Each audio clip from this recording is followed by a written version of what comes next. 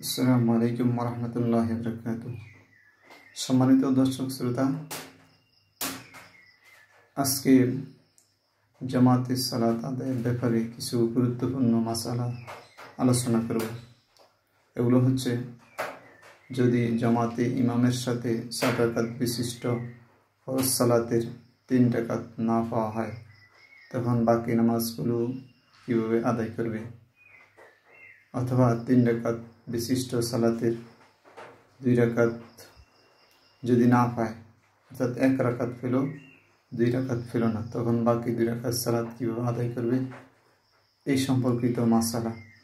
প্রথমে আসি, 3 রাকাত ফরজ বিশিষ্ট সালাত জামাতে ইমামের সাথে যদি 2 রাকাত না পাওয়া হয়, অর্থাৎ 2 রাকাত না পায়, অর্থাৎ 1 রাকাত পেল 2 রাকাত পেল না, এই ব্যক্তি কীভাবে সালাত আদায় করবে? এর নিয়ম হচ্ছে, ইমামের সাথে সে তাশাহুদ পড়বে। যে রাকাত পেয়েছে সে রাকাতে তাশাহুদ পড়বে, শুধুমাত্র দুরূদ শরীফ দোয়া মাসুরা পড়বে না। ইমাম সাহেব সালাম ফিরানোর সাথে সাথে সে উঠে যাবে, উঠে গিয়ে প্রথমে বিসমিল্লাহ পড়বে, তারপর সূরা ফাতিহা পড়বে, তারপর সূরা ফাতিহার সাথে অন্য একটি সূরা মিলিয়ে রুকু সিজদা করে বসবে, দাঁড়াবে না, বসবে। বসে শুধু তাশাহুদ আরদুহু ওয়া রাসূল পর্যন্ত পড়বে।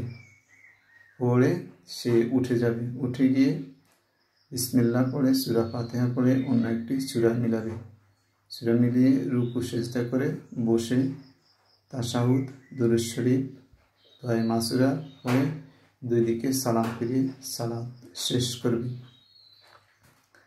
এবার আসি 4 রাকাত বিশিষ্ট ফরজ সালাত, যেমন জোহর, আসর, ইশা।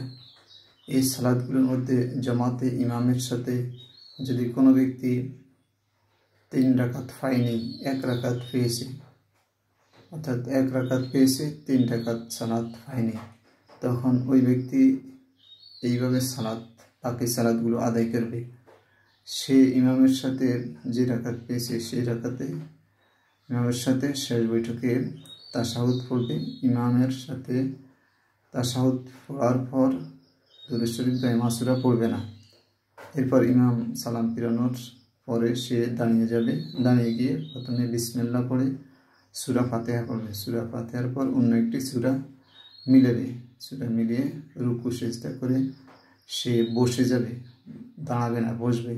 বসে শুধু তাশাহুদ পড়বে, তাশাহুদ পড়ার পর আবার দাঁড়িয়ে যাবে, দাঁড়িয়ে গিয়ে বিসমিল্লাহ পড়ে সূরা ফাতিহা পড়বে, সূরা ফাতিহার পর অন্য একটি সূরা মিলাবে, মিলানোর পর যথানিয়মে রুকু সিজদা করে আবার দাঁড়িয়ে যাবে, দাঁড়িয়ে গিয়ে এই রাকাতে বিসমিল্লাহ পড়ে শুধু সূরা ফাতিহা পড়বে, অন্য কোনো সূরা মিলানোর দরকার নেই।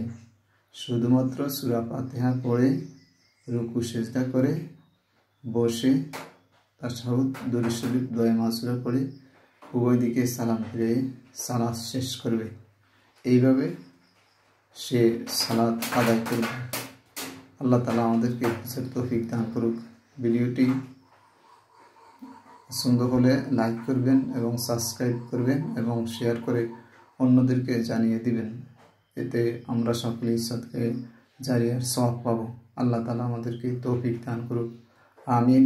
ওয়া আখিরু দাওয়াহুম আনিল হামদুলিল্লাহি রাব্বিল আলামিন।